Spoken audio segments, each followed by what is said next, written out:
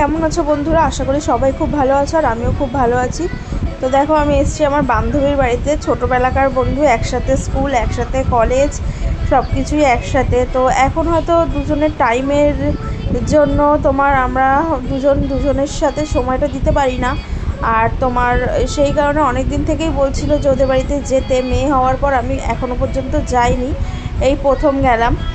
তো দেখো মেয়ে ওর মায়ের সাথে খেলা করছে আর কি, হাসছে, দুষ্টুমি করছে। তো ও একটা ভালো খেলার সাথী পেয়েছে।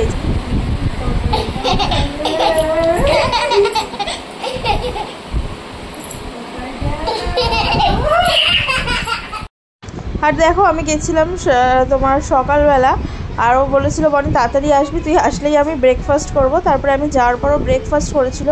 আর মাম্মা ওদিকে ঘুমিয়ে পড়েছে। আর ও এখানে করেছিল হচ্ছে চিংড়ি পোলাও আর চিকেন কষা, দারুণ হয়েছিল। কিন্তু পুরোপুরি ও আমাকে খাওয়ার ওপরে রেখেছিল সেদিনকে। দেখো চকোবার এনেছে। তারপরে খাওয়া দাওয়ার পরে তিনজনে বসে গল্প করছিলাম, চকোবার খাচ্ছিলাম। আর মেয়ের জন্য এনেছিল হচ্ছে বাটি আইসক্রিম, মেয়ে খাবে বলে, যেহেতু চকোবার খেতে পারবে না সেই কারণে। আরও বলছিল বনি আমাকে নিস না, ক্যামেরায় নিস না, আমাকে বাজে লাগছে দেখতে। তো তারপরে দেখো জোর করে ওকে একটু আনলাম আমি ক্যামেরার সামনে।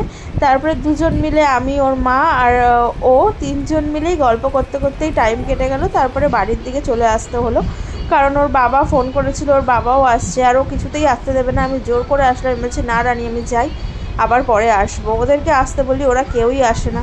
তো তাই আমি ভাবলাম যে একটা দিন গিয়ে টাইমটা স্পেন্ড করে আসি। আর বাড়িতে এসে দেখি তোমার দাদা সবজি নিয়ে এসছে। এটা আমার মামা শ্বশুরের গাছের পাট শাক, আর হচ্ছে আমরাও হচ্ছে গাছেরই। দেখো কি ভালো লাগছে, যেন লিচুর মতন থোক থোক হয়ে রয়েছে আমড়াগুলো। আর গাছের ছিল পেঁপে, আর হচ্ছে পেয়ারা, পেঁপে, তারপরে আরও করমচা, এগুলো ছিল।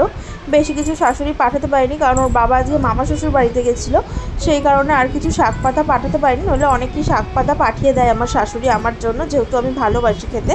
তো দেখো এখানে এগুলোই পাঠিয়েছে। আর পেয়ারাগুলো জানো তো ছোটো হলে কী হবে, দারুণ মিষ্টি। আর তোমার দাদা এখানে একটু রসগোল্লা নিয়ে এসেছিলো আমার জন্য। চলো